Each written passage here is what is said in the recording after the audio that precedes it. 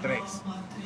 Bien, pues estamos ya aquí en el conversatorio de México Libertario, en el conversatorio mensual, el 12º conversatorio, lo cual quiere decir que hemos hecho esto durante 12 meses.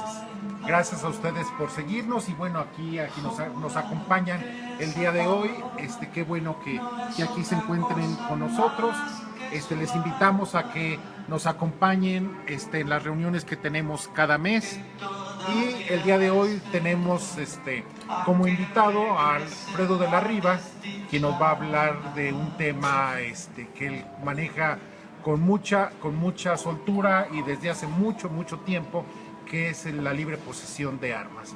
Y también presentaremos con Cojutec Hernández y José Segura el tema de un esfuerzo de comunicación que tenemos que se llama el Vocero Libertario. Ellos iniciarán para poder enseguida después empezar la discusión con Alfredo de la Riva con este tema que me parece tan importante pero también tan polémico. Entonces, sobre todo, bueno, yo debo de decir nada más en este primer aniversario, agradecer a todas las personas que nos han acompañado en estos 12 meses. Señalar a cada una de ellas va a ser muy difícil, pero sobre todo agradecerles también a las personas que han asistido y a las gentes que han seguido estas transmisiones, que me parece que son verdaderamente interesantes y lo vemos en los números de visualizaciones de Facebook. Bueno, dicho esto, comenzamos con Cojutec sobre el tema de la presentación del vocero libertario. Seguiría Josué con el mismo tema y finalmente Alfredo de la Riva. Al terminar Alfredo, finalizamos la transmisión para discutir en lo interno los puntos, y las personas que quisieran discutir con Alfredo, con nuestros compañeros Josué Cojutec, los invitamos a que vengan la próxima vez y nos enriquezcan con sus puntos de vista en los próximos temas, que previsiblemente será dentro de un mes el tema de la Constitución en la Ciudad de México, y algún otro tema relacionado con las instituciones liberales que funcionan en México. Bien, dicho esto, comenzamos, Cojutec. Pues bueno, nada más reiterarles mi bienvenida y mi agradecimiento por ser parte de este esfuerzo. Ya 12 meses consecutivos, es creo yo motivo importante de celebración interna de todos los que organizamos, asistimos y difundimos. Y a su vez también nos llena de orgullo, nos congratula bastante el presentar el Vocero Libertario, que es un arma de liberalismo que vamos a poner a disposición de todo aquel que quiera hacer uso de ella. Vamos a nutrir el arsenal que ya tenemos en los aparatos de difusión, de reunión, de debate, de presentación, con el fin de hacer que las ideas liberales y libertarias verdaderamente tengan una resonancia en el aspecto público, en el aspecto político. Por ejemplo, y poniéndolo en contexto, hace falta ver la Constitución de la Ciudad de México que ya mencionaron, ¿no? Conceptos como propiedad privada ni siquiera figuran, ni siquiera forman parte del debate. Así de grave es el asunto respecto a cómo se han difundido las ideas de la libertad. Y en ese matiz y en ese contexto nos enorgullece hacer este anuncio, nos enorgullece poner esta arma que tiene por fin llegar a la unidad mínima de la sociedad, al individuo. Y entonces nos van a preguntar, bueno, ¿y cuál es el arma principal o primordial de México Libertario? Pues bueno, es el vocero libertario. ¿Cuáles son nuestros dos propósitos? Y pues bueno, ¿dónde inicia? El vocero libertario inicia en nuestro segundo conversatorio por iniciativa de uno de nuestros miembros. Y siempre fue y será nuestro propósito ser una gaceta física. Pero pues bueno, el día de hoy nos es una dicha poder decir que se inaugura el vocero de manera de gaceta electrónica. ¿Cuáles son nuestros propósitos? Son dos fundamentales. Uno es difundir estas ideas del liberalismo y, como ya lo dijo Cojutec, hacerlas llegar al individuo, ese ciudadano que desconoce todo ello. Y como punto número 2, hacerle saber a todos nosotros, como liberales, minarquistas, anarcocapitalistas, que trabajando como equipo y en compañía, pues bueno, podemos sumar y atraer a más personas. La misión del vocero libertario es muy sencilla. Queremos decirle a todos esos individuos que trabajan de manera honesta, que no quieren ser dueños de nadie y no son objeto de nadie, que son libertarios, pero que simplemente nadie se los había dicho. Queremos empezar a trascender más allá de los círculos académicos, de los likes y de los compartidos. Queremos tener una presencia en las sobremesas, en los debates con los maestros, en las conversaciones entre alumnos, con el taxi, en el transporte público. Creemos importante que mediante este tipo de armas, de publicaciones, de comentarios y de retribuciones, empezar a permear verdaderamente en lo que es la sociedad y ya no tanto únicamente en este tipo de círculos enteramente académicos y de mucho tecnicismo. Entonces, pues bueno, ya que estas personas que nos leyeron, que están a la vista y que saben por qué son liberales y no lo sabían, pues bueno, sumarlos a la colaboración, que trabajen por la libertad. Y es ahí donde entra nuestra visión. Igualmente en 2 puntos. El primero es que cada individuo se reconozca, pues bueno, como parte de esta alternativa, como parte de de este frente y de esta pues necesaria oposición. Como punto número 2 nos es imperante dejar en claro que no estamos creando colectivos, que no estamos generando, pues sí, militancias, no, al contrario. Nosotros queremos hacerle llegar y hacer saber a este individuo que se reconozcan primeramente como agentes de cambio, que así como ellos son autodefensores de sí mismos, puedan defender a otras personas a través de las palabras que están escritas. Entonces, ¿qué es puntualmente el vocero libertario? Bueno, el vocero libertario es, reitero, un arma de liberalismo, las uñas y dientes con las que contamos quienes defendemos la libertad, con el fin de ser cada vez más, con el fin de tener participación en las esferas que debemos estar presentes. Y bueno, la pregunta que sigue es, ¿a qué lo estamos invitando a todos que nos acompañan el día de hoy, que nos escuchan o que nos verán en días posteriores? A que sean parte de nuestro grupo de colaboradores. ¿Qué es lo que nosotros a grandes rasgos esperamos de ustedes como el vocero libertario? 3 puntos. Al aceptar, todos nosotros no nos estamos comprometiendo a escribir cada semana o diario, no. Ustedes se están comprometiendo con la sociedad y pues bueno, sobre todo, sin embargo, se están apreciando esas colaboraciones que se puedan hacer, pues bueno, lo mayor posible recurrentes. Como punto número 2, que nos envíen estos formatos en formato .doc, .docx u ODT a nuestro correo, que la mayoría ya lo tiene, o en dado caso en nuestras redes sociales lo puede buscar, es editorialvocerolibertario@gmail.com. Y como último punto es que las piezas pues bueno, estén enviadas a más tardar un día antes de su publicación, a fin de que pues bueno, no perdamos esa continuidad, que tengamos un orden y una responsabilidad. ¿Qué ofrece el vocero libertario para aquellos que deseen colaborar o que colaboren ya con nosotros? Bueno, lo primero es la colaboración, la publicación de su pieza en el dominio de WordPress, que es elvocerolibertario.wordpress.com. Cada publicación se hará los días jueves y estamos contando al día de hoy con 2 grupos, cada uno ya sea de 6 o de 5 personas. ¿Por qué lo hacemos así? Pues porque no queremos que queremos que las personas que nos leen tengan durante toda esta semana la posibilidad de leernos a lo largo de esa semana. No abochornarlos, no amontonar 10 u 11 artículos durante una semana y que las personas no tengan la posibilidad de leerlos. Entonces estaremos alternándonos una semana un equipo y la siguiente semana el otro equipo. Los autores a ser publicados serán bajo las opciones de anónimo, alias o con su sobrenombre. Lo ideal para generar cierto seguimiento con sus publicaciones es que usen algún nombre representativo o icónico de su gusto. Entonces también de cierta manera que ofrece el vocero libertario, que pues bueno, las publicaciones no solamente sean publicadas en nuestras redes sociales, sino en los eventos que sean posibles a nosotros llegar, darlos de manera pues bueno, táctil, que nosotros podamos entregar una copia. Ok, y es muy importante decir que el vocero libertario, en el vocero libertario no hay ningún tipo de retribución, es decir, no se paga. Es una cuestión enteramente voluntaria, participativa e individual. Esto también, pues bueno, ya como último punto, se aceptarán pues bueno, se pueden hacer las correcciones necesarias o mínimas al escrito, y eso bueno, más bien en errores que puedan tener, pero lo que sí no podríamos ofrecerle a mayor rasgo, pues bueno, es que haya un tipo de corrección de estilo. ¿A qué me explico? ¿O a qué voy? Que las personas sepan que tienen una responsabilidad como tal, que sepan que están generando o ganando seguidores, que el día de mañana, si pierden alguno, es por algún error que puedan tener ustedes.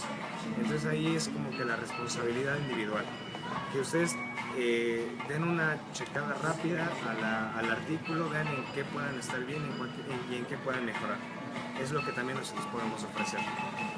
Y ya como últimos puntos, ¿qué características, pues bueno, en sí puede tener sus artículos? En palabras, son de 450 a 850 palabras en el documento. Se aceptan artículos más grandes, pero serán publicadas a manera de episodios, que nos hagan decir, ¿sabes qué? Mi artículo va de 1 a 5 a 7 episodios. Creo que un claro ejemplo lo vemos con Arturo Dam. Arturo Dam es una de las personas que escribe, no sé, primera de 2 partes, primera de 3 partes, y así estaría siendo publicado. Eso sí es imperante para muchas personas que luego nos llegan a mandar, es sin bibliografía, ni referencias ni atribuciones al mínimo. Porque bueno, lo que queremos es que sea lo más resumido posible el artículo. Y lo último es, bueno, hay libertad de temática. El punto principal es que sea, bueno, que cada pieza aborde desde un tema particular, en crítica, analice, discuta, introduzca un tema afín, que es el liberalismo como tal. Y bueno, les hacemos la invitación a que nos lean ya desde este jueves, este primer jueves. Está disponible nuestras primeras publicaciones, que serán llevadas de manera continua a partir de este día, y en las semanas subsecuentes pueden encontrar el contenido, así como la rúbrica específica que les hemos comentado en nuestras redes sociales o escribiendo directamente al correo que ya se les proporciona. Pues bueno, ya por último nos congratula que tengamos espectadores el día de hoy. Es nuevamente nuestro primer aniversario. Es gratificante saber que hace un año empezábamos a imaginar cómo sería, pues bueno, que personas nos siguieran viendo, que las personas nos siguieran viniendo a visitar. Y pues bueno, para nosotros es un honor. Ojalá podamos generar muchísimas más personas para llegar y para tener, pues bueno, un México libertario. Bien. Muchas gracias. Ahora, Alfredo, con el tema de libre posesión de armas. Alfredo, el tiempo es tuyo. Hola, buenas tardes a todos. Hoy les voy a hablar un poquito sobre las armas. Principalmente me voy a enfocar en los mitos que tenemos. ¿No te molesta No, en absoluto. Y sobre los mitos y sobre algunas cosas que están mal interpretadas dentro del pensamiento libertario, porque el pensamiento libertario se ha querido subir a este tema, pero parece ser que hay mucha confusión realmente sobre lo que está pasando con las armas. Y primero, antes que nada, vamos a hablar sobre por qué tenemos el derecho a la legítima defensa. Nosotros somos dueños de nosotros mismos, ese es el pensamiento libertario. No puede existir una discusión desde el punto de vista libertario sin este aspecto. Como somos dueños de nuestro propio cuerpo y como tenemos derecho a defenderlo, por ejemplo, el derecho a la salud es un derecho a la defensa del cuerpo, pero en vez de usar las armas usamos los medicamentos, los avances de la ciencia que tienen que ver con la medicina. Entonces es bien importante que el derecho a las armas es un derecho modificado del derecho a la salud, porque el derecho a la salud tiene por objeto preservar la vida y el derecho a la defensa tiene por objeto defender la vida. Por eso debemos tener el derecho de compra de armas, la venta, porque es parte del comercio. Las armas son parte del comercio. Se ha querido sacar a las armas del comercio, pero eso ha generado efectos secundarios de los que vamos a hablar. Tenemos derecho a portar las armas, pero la aportación siempre debe ser del aspecto desde la propiedad privada. Nosotros tenemos que tener en cuenta que la propiedad privada es la restricción más importante que debemos tener nosotros como libertarios. Porque si yo no quiero que alguien entre a mi casa armado, porque es mi propiedad, yo tengo todo el derecho de vetar eso. Por ejemplo, en un restaurante como este, si en la puerta hay un anuncio que dice que no se puede entrar, pues obviamente no podemos entrar armados, porque eso es propiedad de esa persona, y esa persona tiene todo el derecho a restringirnos la venta armada. Ahora, ¿qué tan conveniente sea que esa persona nos prohíba entrar armados? Pues eso ya dependerá de él, ¿no? De los costos que él tenga, por ejemplo, con su seguro en el negocio, con sus familias, con las personas que trabajan ahí, no sé, a lo mejor con los trabajadores. A lo mejor el señor quiere que todos estén armados, pero nadie quiere trabajar ahí precisamente por eso. Entonces hay que ver esto. El transporte y la defensa. Vamos a hablar también del transporte. Uno de los aspectos bien importantes que voy a remarcar es este derecho al transporte de armas en todo el territorio nacional y las restricciones que puede haber también desde el punto de vista de la propiedad privada. ¿Y qué es la legítima defensa y por qué es importante la legítima defensa al hablar de este tema? Porque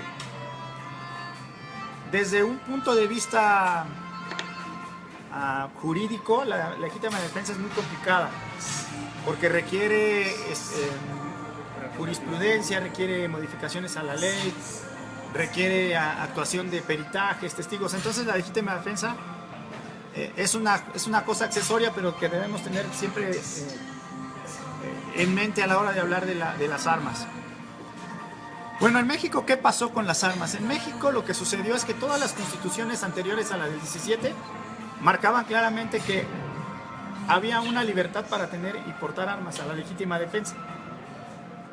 Estas constituciones se fueron modificando según las intenciones del líder en turno, ¿no? Santa Anna, por ejemplo, a pesar de que había en la Constitución una libertad, Santa Anna sí hizo algunas introducciones para poder prohibir que podamos tener armas, bueno, en esa época, ¿no? Pero el punto de inflexión más importante de la Constitución del 17 fue, pues todo el mundo lo sabe, inclusive hace poco se celebró el 2 de octubre, y el 2 de octubre fue el punto de inflexión porque el presidente de la República, realmente aconsejado por los miembros de la Secretaría de la Defensa Nacional, que estaban muy preocupados por la guerrilla en esa época, le urgieron al presidente que tenía que tomar una decisión sobre si los ciudadanos debían estar armados. La Secretaría de Defensa Nacional de esa época, los generales de esa época, pues equivocaron el diagnóstico y pensaron que desarmando a los ciudadanos iban a acabar con la guerrilla. Pero obviamente sabemos que si por medios legales la gente no puede obtener las armas, las va a obtener en el mercado gris o en el mercado negro. Y lo que sucedió es que se creó la ley federal, déjeme, lo busco para no equivocarme. Es la ley federal de armas y explosivos, de armas de fuego y explosivos. Ahorita me falló la computadora. Pero en esta ley que se creó en el 72, se restringió a los ciudadanos realmente el acceso a las armas. Pero hay que entender que la Constitución no se modificó, sino se dejó tal y como estaba. Entonces la Secretaría de la Defensa Nacional creó un proceso por el cual podía restringir las armas, pero sin negar el derecho, porque no podía negar el derecho. No se puede negar el derecho precisamente porque es un derecho humano, es el derecho a la defensa. Entonces la Constitución lo que hizo, o más bien el gobierno lo que hizo fue crear un sistema, un proceso burocrático para restringir el acceso a las armas. No está prohibido que tú tengas un arma en tu casa, pero los medios burocráticos para obtenerla lo hacen complicado. Y además el gobierno no anuncia cómo debes tú o cómo puedes tú obtener un arma. Es algo que nadie sabe. No se anuncia, no se hace público. Es algo que se sabe de boca en boca. Y hay gente, como principalmente militares, que apoyan la legítima defensa, pues han creado foros para que tú puedas tener cómo se hacen los trámites. También voy a hablar un poquito de los trámites. Y el proceso para poder tener armas en casa es solamente la puedes tener en tu casa eres responsable del uso del arma, la tienes que tener registrada ante la Secretaría de Defensa Nacional, ante la Dirección General de Armas de Fuego, y esta no la puedes sacar a la calle, tiene que estar siempre, cuando la saques o la transportes, tiene que estar guardada en una caja, perfectamente cerrada la caja, el arma debe estar desabastecida, y técnicamente pues no te va a servir de nada sacarla a la calle, inclusive es peligroso sacarla a la calle porque te la van a robar, técnicamente lo que va a pasar. Y si te detiene un policía o uno, pues aunque si tienes el permiso y está registrada, te vas a meter en un problema ahí de discusión con el policía, pero es una incomodidad traer el arma. No es recomendable a quien tenga un arma andarla paseando por la calle, aunque la traiga desabastecida.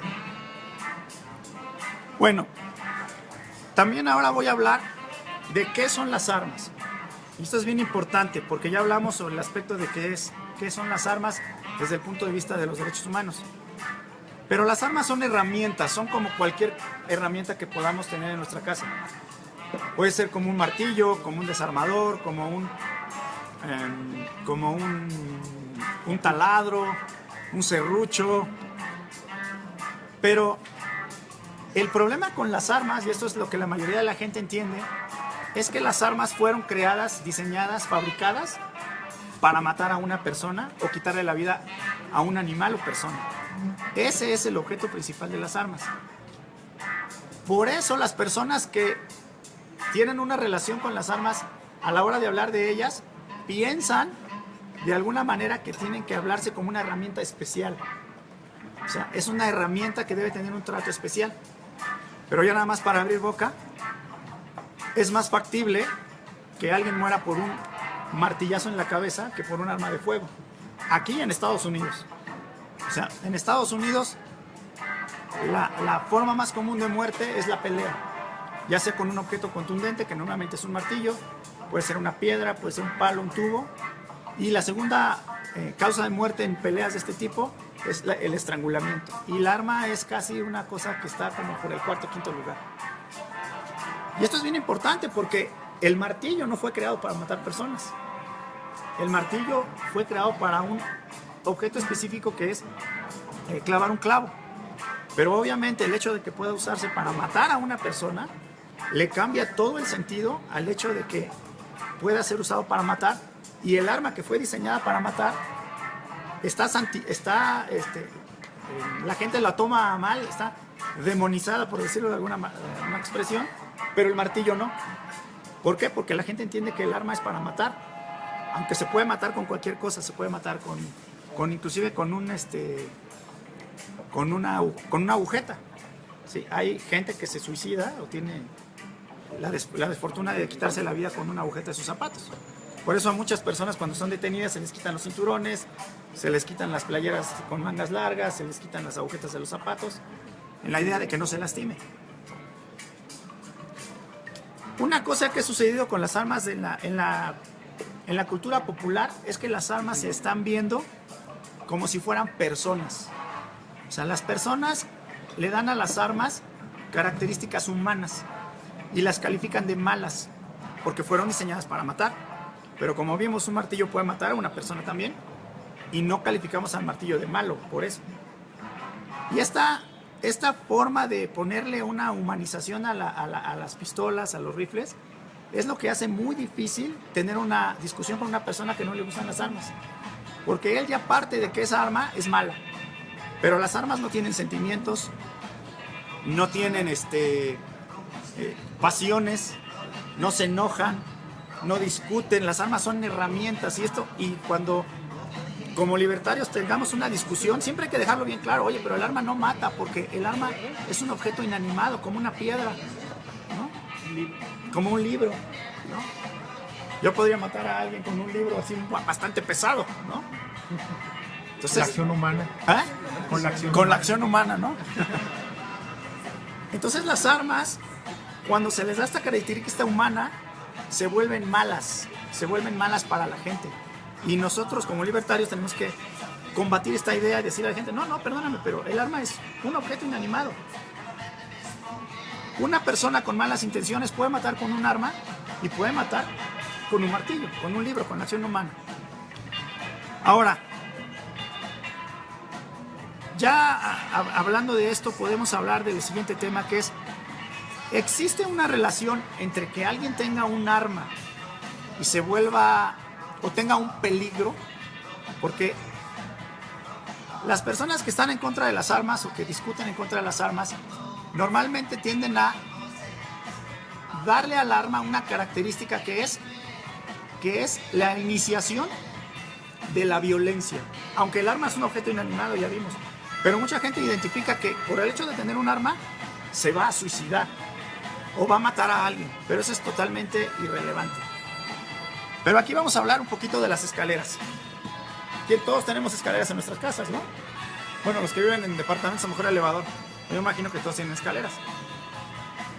Si nosotros a todas las casas les quitáramos las escaleras y dejáramos en 0 escaleras todas las casas, podemos suponer que el gobierno lo prohibiera, que tuviéramos que subir a nuestro segundo piso con un lazo o con un elevador, el número de muertes causadas por caídas en escaleras sería 0. Sería 0. Entonces, ¿qué quiere decir eso? Que a la hora de buscar una relación directa entre las armas y la violencia, es muy difícil encontrarla. Porque si nosotros tenemos 0 armas en las casas, ningún arma en la casa, la relación de muertes, armas, será 0 también. Pero ¿qué va a pasar si nosotros prohibimos las escaleras? Muchos vamos a tener que usar un lazo para subirnos a nuestro segundo piso. O alguna otra forma, o escalar por afuera de la casa. Lo único que va a suceder, va a haber 0 accidentes en escaleras, pero los accidentes se van a dividir en las diferentes formas en que la gente busque la manera de acceder a su casa. ¿Sí? Y va a suceder que va a haber más accidentes por gente que trató de trepar por afuera, o gente que trató de subir por un lazo, y así sucesivamente. Prohibir las armas tiene efectos secundarios que no se miden. En ningún estudio que yo pude encontrar hay un efecto, hay un estudio que diga, bueno, ya no se usan las armas, pero ¿cuáles fueron los efectos secundarios que eso trajo? ¿Qué fue lo que la gente usó en contra para defenderse? Usó un palo, huyó. Normalmente es la huida, lo vamos a ver. Pero esta causal se busca mucho principalmente en los suicidios. Hay estudios que marcan, y normalmente te lo sacan cuando tú tratas de discutir con una persona que no, es que las armas son malas. Mira, este estudio dice que hay una relación directa entre los suicidios y que tengas un arma en tu casa. Una de las cosas que sucede es que muchas gentes que sacan estos estudios no los leen. Y cuando uno se toma la molestia de leerlos, porque si me los muestran yo sí los leo, lo que te encuentras es que una persona que tiene un arma en su casa, el arma en su casa no lo predispone al suicidio, sino lo que le predispone al suicidio es que tenga algún problema que no pueda resolver. Pero ojo, el arma es una herramienta que está diseñada para matar. Significa que si una persona que está pensando en el suicidio tiene un arma en su casa, escogerá el medio más idóneo que encuentre para matarse, y esa va a ser el arma que tenga en su casa. Entonces parece que hay una relación directa, pero en realidad, yo les lo digo a las personas que están en contra de las armas, les digo, ok, vamos a prohibir las armas a la población general, que va a generar efectos secundarios solamente para que los suicidas no se suiciden, o vas a dejar a las personas tal y como están con sus armas y vas a buscar las maneras de solucionar los problemas que tienen los suicidas para evitar que se suiciden con su arma. Y esto es bien importante, porque tratar de que los suicidas no se suiciden, quitándoles las herramientas para que suiciden, tendríamos primero que quitarles los cinturones a los hombres, porque los hombres tienen como principal arma para quitarse la vida los cinturones. O sea, si ustedes no se quieren suicidar en su casa, hombres, desháganse de todos sus cinturones que tienen en su casa. Y las mujeres se tienen que deshacer de todos los medicamentos que tengan en su casa, antibióticos y todo tipo de... ¿Por qué? Porque las mujeres, su principal herramienta para el suicidio, inclusive en los Estados Unidos donde hay armas, es los medicamentos, principalmente los antidepresivos. Entonces tenemos una situación en la que el arma es una herramienta ideal para quitarse la vida, y los suicidas siempre la van a preferir Porque morir en estrangulamiento es una muerte muy fea. Y hay una relación más bien de idoneidad con el arma que con un cinturón. El cinturón no fue diseñado para quitarnos la vida. Lo puede hacer, pero es más fácil, más rápido, menos doloroso hacerlo con un arma. Además, hay algo bien importante. Además, algo bien importante. Las armas, las armas tienen como... bueno, ya lo he dicho, ¿no? Las armas tienen un objetivo, pero referente al suicidio es que si usted tiene un problema y tiene un arma en su casa, sí sería conveniente, desde un punto de vista médico, hablar con su psicólogo, su terapeuta, y explicarle cuando usted tenga un problema o un pensamiento suicida, sí hablarlo con él. Y decirle, ¿sabes qué? Yo tengo un arma en mi casa, pero tengo problemas, sería conveniente deshacerme de ella y que el terapeuta sea el que decida si usted decide no tener arma en su casa. Pero de eso a decir, no, es que yo no quiero que nadie tenga un arma en su casa porque yo tengo pensamientos suicidas, pues eso ya es una exageración que es bastante obvia. Ahora vamos a hablar un poquito de las armas y los medios de comunicación. El problema con los medios de comunicación es que siempre están buscando la nota que llama la atención, la nota roja. Y cuando hay muertes, tiroteos, con armas de fuego, asaltos, normalmente los medios de comunicación siempre tienden a sacar lo malo, ¿no? Porque las armas, ya lo dijimos, ¿no? Las armas son malas. Hay que prohibirlas porque son malas. Las malas son las personas, ¿no? Pero esta relación que existe con las armas de fuego y los medios de comunicación hay que tenerla en cuenta porque la mayoría de la gente que no sabe del tema habla de las armas según lo que los medios de comunicación le digan. En Estados Unidos esto es clarísimo. Y hay un millonario que se llama Bloomberg, todo el mundo lo conoce, creo que es el alcalde de Nueva York o el gobernador.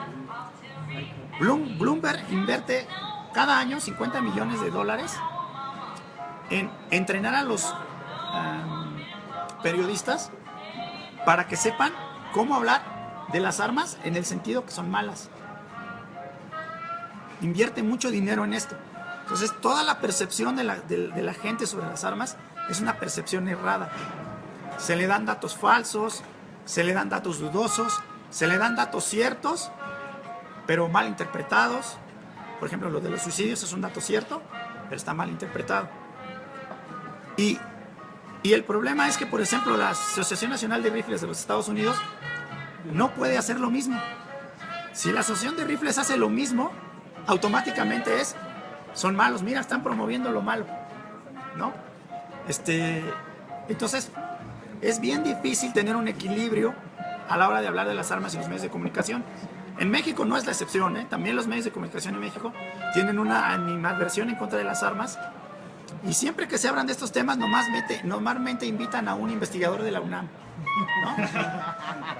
que obviamente normalmente termina siendo un criminólogo que tiene estudios en sociología y normalmente lo que va a decir es totalmente lo malo que se presentan las armas, ¿no? Entonces, eso también pasa en Estados Unidos. Y esto es realmente lamentable porque las personas que sabemos del tema o que queremos hablar en los medios de comunicación simplemente no nos hacen caso, simplemente nos bloquean. Tienen que usar otros medios como YouTube o los podcasts, ¿no? Para hablar de estos temas, pero pues tenemos un público muy limitado, tenemos un público muy restringido.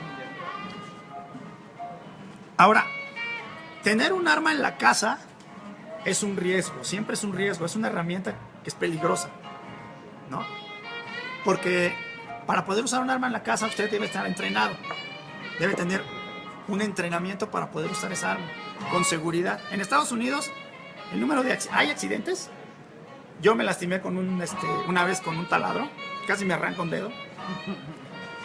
Pero todas las herramientas son peligrosas. Las armas son en especial peligrosas. Porque lo que mata no es el arma, sino el proyectil que sale disparado y podemos matar a alguien a una distancia considerable, ¿no? O nos podemos herir a nosotros mismos. Pero esta relación de peligrosidad no se da en un nivel que sea alarmante. Sí hay gente que se lastima con ellas todos los días en México y en todas las partes del mundo, pero no es algo así como para decir que necesitamos una política pública del gobierno para evitar que las... Porque si necesitamos una política pública para evitar los accidentes, el carro es el número uno. Todo el mundo lo sabe. Es el que más mata, el que más lesiona, el que más conflictos causa, el que más atropella. Digo, mover un vehículo que pesa casi 2 toneladas, 80 kilómetros por hora, es un verdadero riesgo. O sea, hay gente que está preocupada porque no quiere tener armas en su casa. Yo les pregunté a varios de ustedes y dicen, no, yo no tendría un arma en tu casa. Pero estoy seguro que tienen un carro. Yo puedo decirles que con su carro, si no tienen cuidado, se van a matar. ¿Sí? Ahora, vamos a hablar un poquito sobre la Asociación Nacional de Rifles. La Asociación Nacional de Rifles en los Estados Unidos es una organización que cuando nació para entrenar a la gente. Durante la Guerra Civil, los del norte se percataron que los del sur sí sabían disparar y que los del norte no. Y dijeron, ¿por qué sucede eso? Porque los del sur normalmente tenían esta idea de que las armas son importantes y practicaban, pero los del norte era una cosa muy ajena a ellos. Quizá porque eran más industrializados, era una zona más industrializada que el sur, que en realidad que era más bien de tipo de campo, ¿no? Y esto lo que sucedió es que los creadores nacionales de rifles lo que buscaban era que en el sentido de la segunda enmienda la gente pudiera tener el entrenamiento necesario para poder pertenecer a la milicia.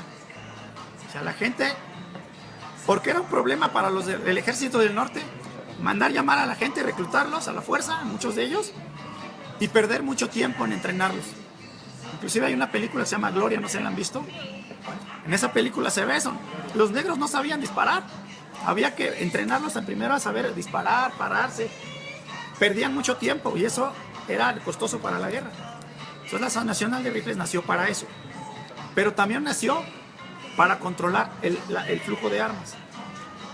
Porque la Asociación Nacional de Rifles, como nació en una cultura de no armas, técnicamente durante casi toda su historia, hasta 1930, se dedicó a bloquear la libre posesión de armas.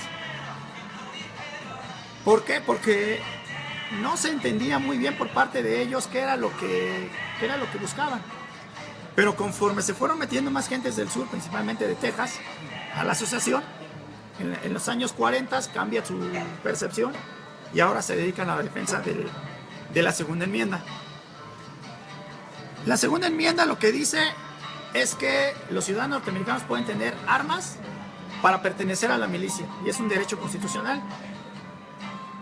Pero la Asociación Nacional de Rifles se percató que cuando terminó la guerra y muchos negros regresaron al sur, que habían sido liberados, comenzaron a ser cazados por el Ku Klux Klan, que por cierto pertenecía al Partido Demócrata, nunca perteneció al Partido Republicano, el Ku Klux Klan. Entonces la Asociación Nacional de Rifles pidió al Congreso la 14ª enmienda, que significa que todos tienen de tener el derecho de tener un arma, inclusive los negros. Los negros también deben tener armas. Y por eso se hizo la segunda y la 14ª enmienda deben ir juntas, siempre. Porque la primera es, toda persona que tenga derechos en Estados Unidos puede tener un arma, y la 14ª dice, todos los que viven aquí, incluyendo los negros y los extranjeros nacionalizados, pueden tener un arma, tienen el derecho de la segunda enmienda. Esta, por cierto, la escribió Hamilton, la segunda y la segunda enmienda. Nada más que Hamilton, que la redactó, Hamilton tenía siempre en mente la intervención estatal, no era realmente un hombre como Washington. Y cuando la redactó, la dejó así como que muy abierta, no le puso muchas comas, no se entendió bien, y eso lo tuvo que resolver la Suprema Corte después. Pero para que se vean que la intención de Hamilton realmente no era que todos estuvieran armados, sino más bien, como es un derecho humano, lo tenemos que poner como en México. Lo tenemos que poner porque es un derecho humano, no lo podemos negar, pero lo vamos a poner de tal manera que a lo mejor sea confuso podamos meterle ahí con ayuda de los jueces algunas restricciones, cosa que ha venido pasando en Estados Unidos cada vez más. En México igual. Los jueces técnicamente son los que han estado pormenorizando cómo debe ser la aportación de armas, en qué circunstancias, qué es la legítima defensa, cómo se debe dar esta, cuáles son las características que debe tener. Ahora, mucha gente piensa que en Estados Unidos no hay control de armas porque todo el mundo tiene armas, pero en realidad sí hay un control de armas. Desde que Estados Unidos es Estados Unidos, tiene control de armas. Pero ahí en Estados Unidos, cada estado es independiente y cada estado tiene su propia legislación. Todos en base a la segunda enmienda y a la 14ª, pero todos tienen control de armas, todos. Mientras estaba estudiando, me encontré una anécdota de ¿cómo se llama? Hace una película de vaqueros de él, muy famosa. John Wayne. No, es un personaje histórico que tiene su película. Wyatt Earp. Wyatt Earp, por ejemplo, no podía andar armado por la calle, muchos pensamos que sí, pero en realidad no. Él, por ejemplo, una vez fue a Alaska, esta es una cosa curiosa, ¿no? Fue a Alaska, pero como en Alaska no estaba permitido andar en el pueblo armado, pues fue con el sheriff, le dejó su arma y le dieron una ficha para que luego pudiera recogerla, como en la paquetería. Pero se fue, y en el del bar puso, está el arma de Wyatt Earp ahí en el bar, en ese bar en Alaska, y la ficha de Wyatt Earp vale una cantidad calculable de dinero el que la encuentre y pueda ir a reclamar el arma, porque el que la tenga la ficha puede ir a recoger el arma de Wyatt Earp que está ahí. Pero había un control de armas, o sea, no es como en las películas que todo el mundo iba armado en la calle, eso es totalmente falso. Realmente cada pueblo tenía su legislación, su normatividad. Algunos pueblos donde sí se podía, otros lo podías traer oculto, otras tenías que dejar el arma pero puedes llevar la escopeta, varía de lugar en lugar. Pero claro que ha habido un control de armas, siempre lo ha habido. Lo que sucede ahorita en Estados Unidos es que lo que están buscando es restringirlo cada vez más por todos los medios legales de fabricación, o sea, restringir la fabricación de ciertas armas, y desde el punto de vista económico, con altos impuestos o con permisos muy caros. Y eso es lo que está pasando en Estados Unidos. Ahora, todo el mundo ha hablado de John Lott. John Lott es un investigador que se ha dedicado a emitir yo sí lo considero un mito. John Lott dice que entre más armas, menos crímenes. Y eso es algo que muchos libertarios han hecho suyos. Pero en realidad, esta visión de John Lott es equivocada. ¿Por qué es equivocada? Porque John Lott parte de la idea de que si alguien tiene un arma, vamos a suponer que el gobierno permitiera que todos tuviéramos aquí un arma. Lo que va a suceder es que yo le pregunto a ustedes, sin entrenamiento, ¿estarían dispuestos a matar a alguien o sacarla? Pues sería muy difícil. Entonces, todos estamos armados, pero ¿realmente estaremos dispuestos a enfrentarnos a un criminal que sí está dispuesto a usarla? Entonces, realmente, más armas, menos crímenes es una idea equivocada. Y aunque John Lott ha querido seguir defendiendo esta idea, pues esta idea siempre ha sido equivocada. Una de las cosas que realmente John Lott no ha podido entender es que lo que hace más armas, menos crímenes, es el entrenamiento y la cultura que tenga la gente sobre las armas. Entre más entrenamiento y más cultura tenga la gente sobre las armas, los crímenes bajan, ¿sí? Pero para que eso pueda pasar, por lo menos en México, se requeriría no nada más que nos permitieran tener armas, sino que el gobierno estaría dispuesto a usar todos los elementos necesarios para poder entrenarnos, portar las armas, poder hacer meter las armas, por ejemplo, en nuestros seguros de gastos médicos. Por ejemplo, si nos damos un balazo, que nos cubra el gasto médico, el hecho que nos demos un balazo accidentalmente. Y todas esas cosas hacen realmente importante que podamos ver que lo que hace no es la cantidad de armas que haya en una sociedad o que la sociedad esté más armada, sino lo que hace más segura a la sociedad es que esas personas, aunque sean un poquito de personas, estén entrenadas y sepan usarla. Esto se llama el efecto paraguas. En muchas ciudades de los Estados Unidos sucede que está permitida la aportación. Entonces hay reporteros que van esperando encontrar a todo mundo armado en la calle.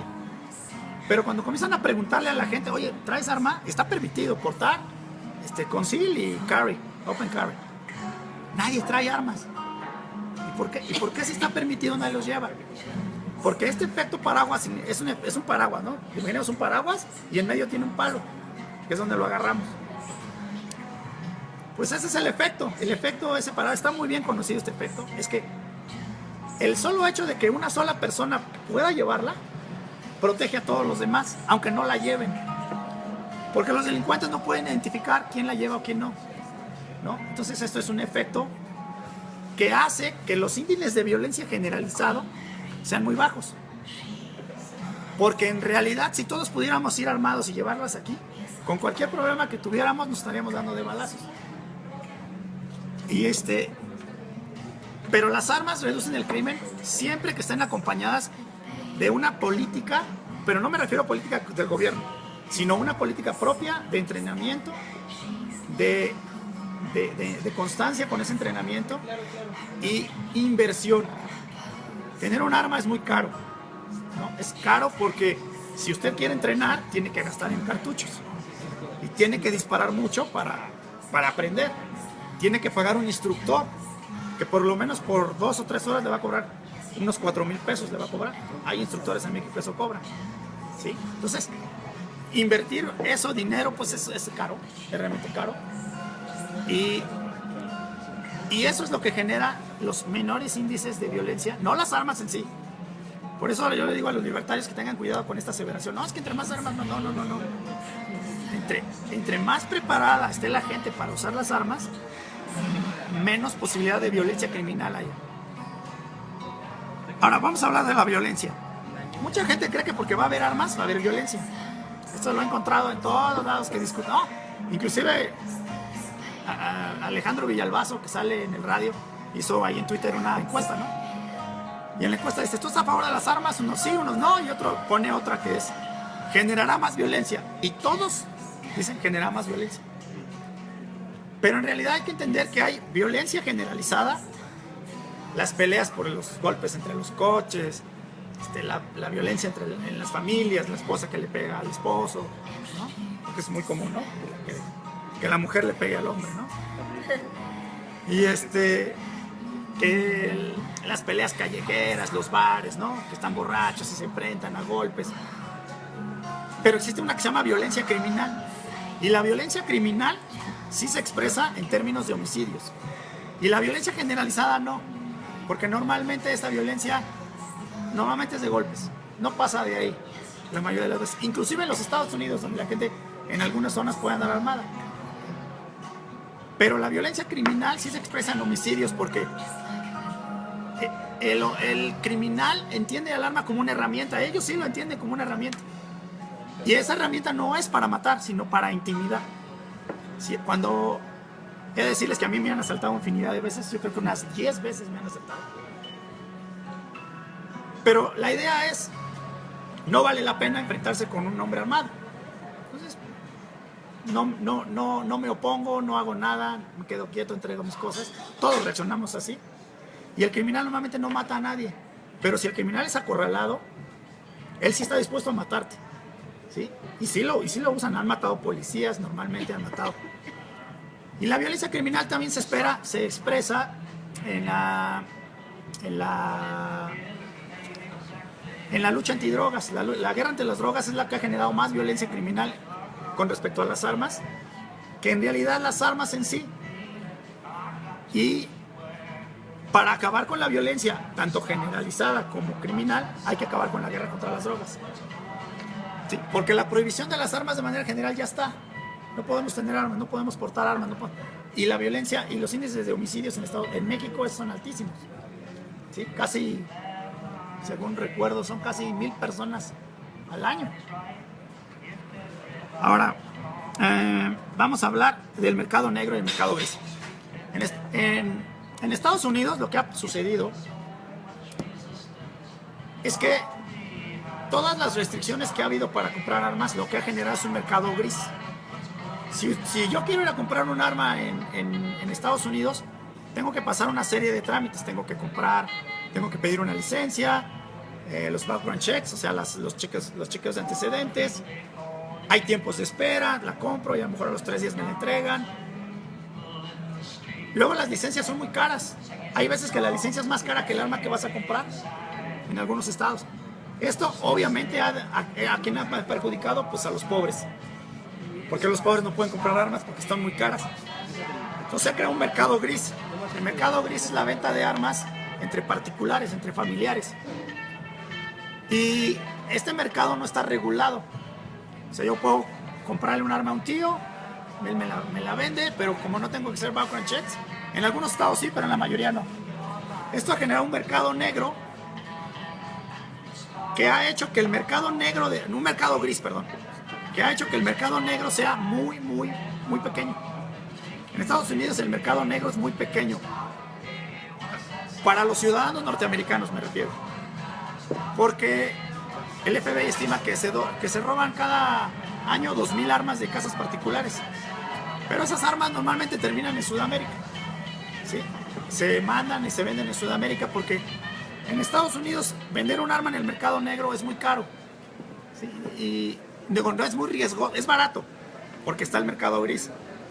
Entonces la mayoría de la gente no accede al mercado negro para comprar armas. Normalmente existe el mercado gris, que es esta venta entre particulares. Y estas armas, como son muy baratas, en Estados Unidos se mandan normalmente a Sudamérica, donde se pagan mejor, se pagan mejor. ¿Sí? Porque el precio aumenta bastante en respecto. Esto lo que ha generado es una distorsión entre los mercados entre estados en los Estados Unidos. Esto ha generado que muchos legisladores quieran restringir a nivel federal todas las armas porque creen que como el mercado gris está activo, las armas pasan de un estado al otro. Pero esto no ha sido así. Las armas no brincan de estado a estado. Por lo menos las armas relacionadas con crímenes. Casi todos los crímenes famosos en Estados Unidos, las armas, haz de cuenta, el arma brinca de un estado al otro, pero el que la trajo la compró legalmente en donde estaba.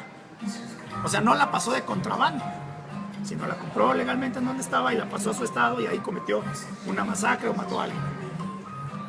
Y California, por ejemplo, la mayoría de sus armas, de los homicidios cometidos en California, que es un arma, no vienen de Arizona. Arizona es el estado que está al lado de California, que tiene uno de los niveles de aceptación de las armas muy alto y tiene muy pocas restricciones. Pero la mayoría no viene de ahí. La mayoría de las armas de California son del mismo pueblo de California, pero vienen del mercado gris. Entonces, California es el estado con más restricciones que no ha podido combatir el nivel de homicidios. El nivel de homicidios en California es más alto que en Arizona. En California hay casi 1,500 al año y en Arizona me parece que estaban en 200, una cosa así. O sea, una cantidad diferente a pesar de que en Arizona están más permitidas. Detroit es la ciudad más violenta de los Estados Unidos y es la que más restricciones tiene. Es la ciudad más violenta, es la ciudad que por cierto ha sido gobernada por demócratas desde que son independientes. Es el estado de Obama, por ejemplo, es donde salió Obama. Obama ha sido el presidente de los Estados Unidos que más ha combatido la segunda enmienda y la 14ª enmienda. Obama, con todas las políticas que ha hecho casi imposible para los negros de bajos recursos obtener armas en el mercado formal. Y parece ser que pues no es importante para el gobierno norteamericano esto. Ahora, vamos a ver, ¿las armas aumentan las masacres? Bueno, los estudios son dudosos, pero parece ser que no. Lo que sucede es que lo que aumentan las masacres a nivel general es esta disconformidad con el gobierno desde el punto de vista, y hay que decirlo, desde la derecha. O sea, desde el punto de vista de que la gente está inconforme con las políticas gubernamentales y normalmente eso es lo que lo lleva a cometer masacres. Sí. Principalmente por cuestiones burocráticas. Hay muchos que están frustrados porque el gobierno no les hace caso, porque no les ayuda, porque no les da ayuda social. Y esto ha generado que vean al gobierno como un enemigo, pero en vez de ir y atacar al ejército, pues se desquitan con la gente en una cafetería, en una escuela, ¿no? Otro fenómeno que ha aumentado las masacres en todo el mundo es la educación que se le da a los jóvenes en las escuelas, que es una educación obligatoria, que ha hecho que el bullying sea un fenómeno muy característico de las escuelas de gobierno. Y este bullying que sufren muchos alumnos los lleva a cometer actos de terror, porque ellos están expresando ese terror que tienen en sus escuelas. ¿Sí? Casi todos los asesinos que tienen que ver en escuelas son alumnos que sufrieron bullying durante todo su periodo escolar. Muchos de ellos se les hicieron análisis psicológicos para ver si estaban, si se les podía caer en una categoría en la cual no se les pueden vender armas. Pero no, muchos de ellos, aunque se les hicieron los exámenes psicológicos, el del Caltech, creo que se llamaba, el chino que era el asiático, él pasó todos los estudios psicológicos que se puedan imaginar y como tenía acceso a la compra de armas, pues las compró. Otros, por ejemplo, las robaban a sus familiares, a sus amigos. Uno se la robó a su mamá, por ejemplo. Y bueno, otra cosa, las armas restringidas disminuyen la violencia. Pues ya digamos que no. Sino, lo que genera la violencia, en realidad, y esto pues muchos de ustedes lo deben saber, es que los países más violentos son los que están en el índice de libertad económica más bajo. Entonces, ese es un factor bien importante que no se toma en cuenta nunca en una discusión de este tipo. Siempre dicen, no, es que tienen mucho acceso a las armas y por eso se matan entre ellos. Alemania tiene un alto índice de masacres, pero casi no hay acceso a las armas. ¿Sí? Pero Alemania está no está en los primeros lugares de libertad económica tampoco. Está ahí por donde está Estados Unidos. Estados Unidos también está ahí. Japón, por ejemplo, es un país en donde no hay armas y todo el mundo lo usa como ejemplo, ¿no? Japón no tiene armas y casi no tiene homicidios. Sí, es cierto eso. Bueno, tiene un alto índice de suicidios, sí. Pero les voy a contar algo que no sabían de Japón. Esto les va a costar bien curioso.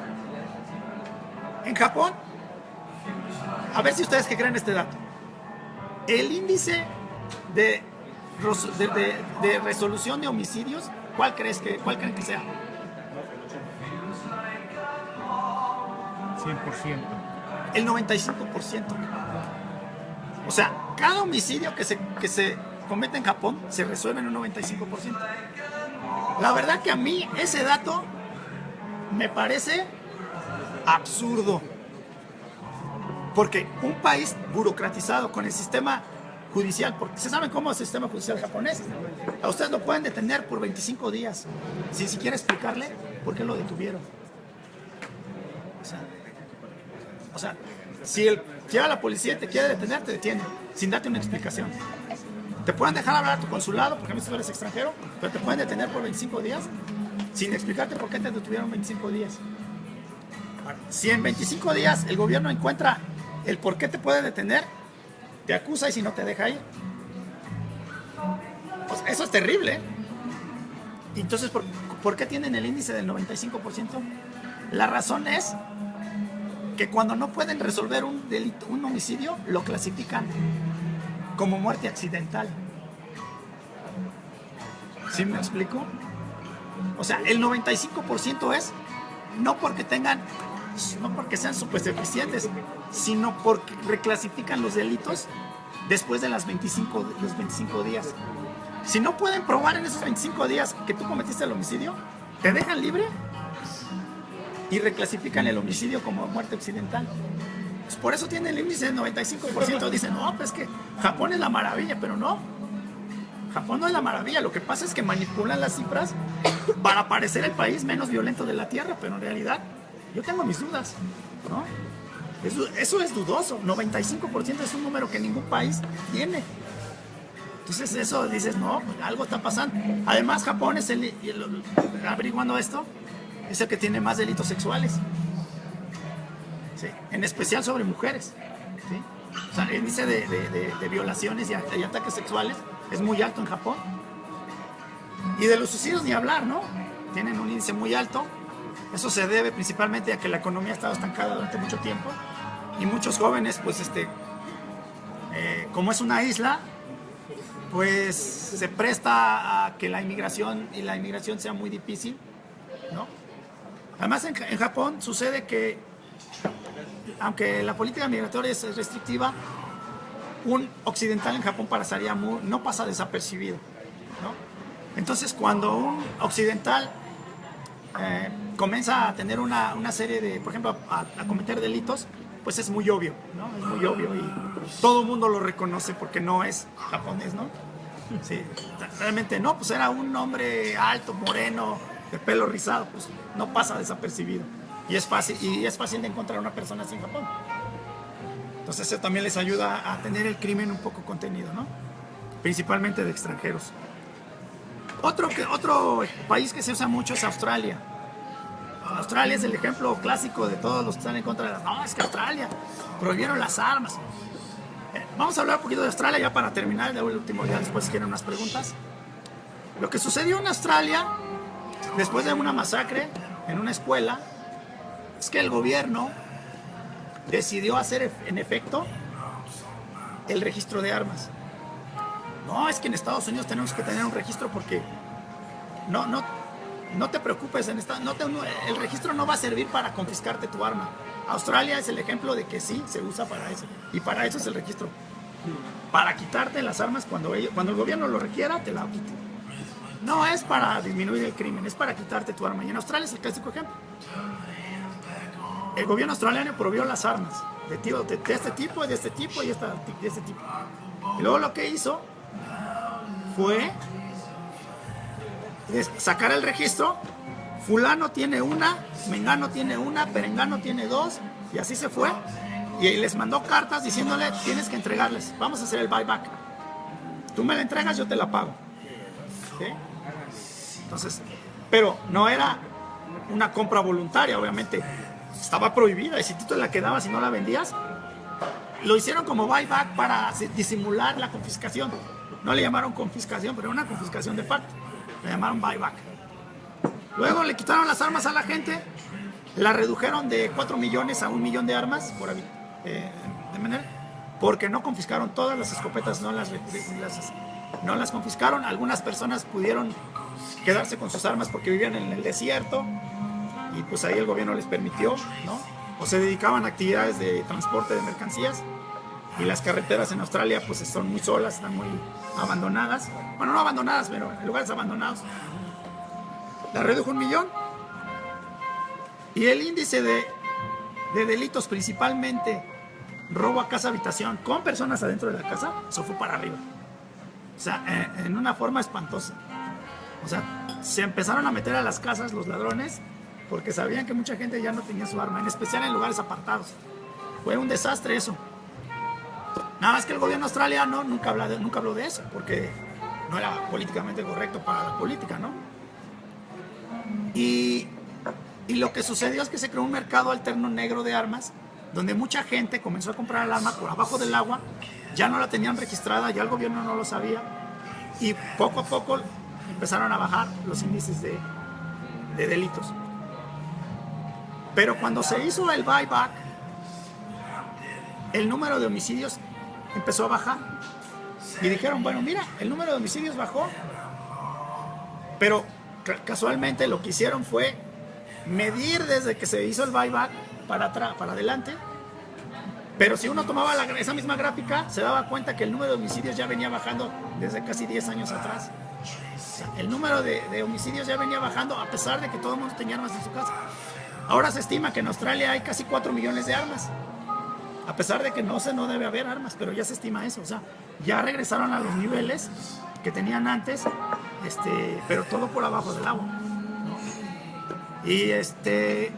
Y por último decir de Australia es que muchos congresistas australianos están tan preocupados por la cantidad de armas que hay, por la cantidad de robos y que la policía la verdad que no se ha dado abasto, pues ya están pensando hacer otro buyback, o sea, te vamos a permitir tener, o sea, ya están pensando echarse para atrás, ¿sí? Nada más que obviamente aquí los Estados Unidos sí ha tenido una gran influencia en que los australianos no hayan vuelto a la situación anterior, porque obviamente Estados Unidos es el primer interesado, principalmente Barack Obama, porque Barack Obama usa el ejemplo de Australia cada vez que habla de armas. Entonces no le conviene al gobierno norteamericano ahorita que Australia se eche para atrás, porque obviamente quería demostrado, como es verdad, que pues sí, disminuyeron por la tenencia de armas, no disminuyeron inclusive ni los suicidios quedaron casi igual, no hubo un cambio drástico en los suicidios, en Australia tampoco. Y pues esto es todo, esta es la plática y ojalá les haya gustado. Traté de abarcar lo más rápido posible para no alargarme mucho. Y si tienen alguna pregunta, pues sí me gustaría. Dos cuestiones muy rápidas que nos están preguntando aquí vía redes. Ajá. La primera dice Daniel Ramírez, en México siempre hubo control de armas. Y dos, Jack Sheet dice, más armas, menos crimen, sí es cierto y se comprueba en todos los casos en la vida real, aunque no estés capacitado. El simple hecho de tener una a la vista detiene 200,000 crímenes al año en Estados Unidos. Bueno, Comentario breve los dos. Bueno, el primero es, en México lo que pasó es que desde el 72 la restricción se hizo más fuerte. Déjenme explicarle algo a la gente. Si tú quieres comprar un arma en México, lo puedes hacer a través de la oficina del gobierno, que está aquí donde está la Defensa Nacional. Pero lo que hace el gobierno, de la Secretaría de la Defensa, es que solamente trae un lote muy pequeño. Entonces, cuando tú vas a comprar un arma, te encuentras con que las mejores ya se vendieron. Porque para empezar, los que saben, tienen contactos que les dicen cuándo va a llegar el lote. Y esos llegan y avisan a sus contactos para que vayan y compren esas armas. Pues cuando hay armas, pues no malas, pero ya no están las Glock, por ejemplo. Entonces, cuando vas y no encuentras la que tú quieres, pues no la compras. Además, tienes que esperar casi 15 días a que te den el ven por ella, ¿no? El visto bueno. Eso es un control de armas escondido. Porque la Secretaría de Defensa Nacional no te está diciendo que no, sino te está diciendo no tengo. O sea, sí, pero no tengo, ¿qué crees? Vente dentro de la próxima, pero tu permiso dura 15 días.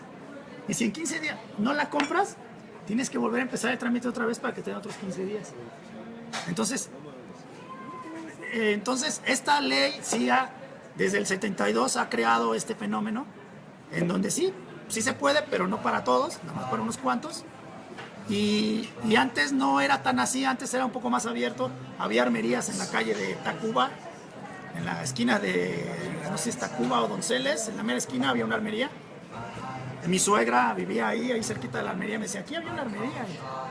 Y había de todo, y ella llegó a entrar ahí, y había de todo, rifles, y hay unas fotos en internet de esa armería, tienen de todo, municiones. Normalmente tienen escopetas y rifles, porque la mayoría de la gente los compraba para cazar. Bueno, lo que dice de las armas, lo que yo digo es sí, pero no. O sea, es cierto que una persona tenga un arma en su casa puede ayudarle a detener un crimen, pero también hay que tomar en cuenta que si tú no tienes el entrenamiento para enfrentarte a un ladrón que está dispuesto a usar un arma, que posiblemente él sí la haya usado anteriormente, te vas a meter en un problema porque te va a matar. Te va a herir de gravedad o te va a matar. Entonces, el hecho de que yo, como por ejemplo, yo puedo tener un arma en mi casa, pero ir a tirar con mi arma, si no es una Glock, por ejemplo, tengo otra que no sea una Glock, y voy con el instructor, todos los instructores usan Glock. Entonces voy a ir a entrenar con un arma que no es la que yo tengo en mi casa. Entonces es un problema, va a ser un problema, se va a convertir en un problema. Y en Estados Unidos sí hay infinidad de casos, pero el problema con esos casos es que yo estoy cierto que la mayoría de esos casos son ciertos, pero la mayoría no se denuncian. O sea, si yo saco mi arma y espanto al ladrón, no voy a ir al Ministerio Público a perder todo el día a decir que espanté a un ladrón con mi arma. No, no. Ya se fue, ya me la guardo y ya lo que sigue, ¿no? Entonces, en Estados Unidos sucede lo mismo. Se meten a robar a mi casa, saco la pistola, a lo mejor le doy 2 balazos, y el ladrón o los ladrones huyen. Pero yo no lo reporto a la policía, ¿no? Pero como esos datos no existen, no es posible defender ese punto, no es posible defender ese argumento. Porque te van a sacar datos que sí existen y tú no vas a poder defender eso porque simplemente no vas a tener la información. No hay datos, no hay estadísticas, no hay nada de eso. Lo podemos imaginar, pero que lo tengamos presente no hay manera de probarlo. Entonces sí, yo estoy cierto que sí. Pero obviamente yo no te recomendaría, si tienes un arma en tu casa y que no está entrenado, que la saques. Es más, ni siquiera que la compres. Si vas a comprar un arma, tienes que invertir dinero. Tienes que invertirle porque si no te vas a dar un balazo. O le vas a dar un balazo a uno de tus hijos. La estás limpiando, tú le das un balazo a alguien. A tu esposa, a tus hijos. Luego también tienes que tener en cuenta que si tú eres una persona con antecedentes de violencia en tu casa, pues tampoco es conveniente que la compres. Le vas a dar un balazo, en un coraje le vas a dar un balazo a tu esposa. O sea, la verdad que las armas son herramientas peligrosas. ¿Alguna otra pregunta? Bien, nosotros aquí terminamos. Muchas gracias. Obviamente la discusión continúa. Muchas gracias, Alfredo, en este primer aniversario. Gracias a todos los que han contribuido. Gracias, Josué. Gracias, Cojutec, por su participación y por apoyar conversatorio tras conversatorio en la discusión. Bueno, continuamos aquí y acompáñenos a quienes nos siguen en redes sociales dentro de un mes en el próximo conversatorio sobre el proyecto de Constitución de la Ciudad de México. Por favor, gracias. ¿Cómo es la situación en Suiza? Como que Suiza es un país central en muchos campos. Suiza, de armas. Lo que sucedió en Suiza es que el gobierno suizo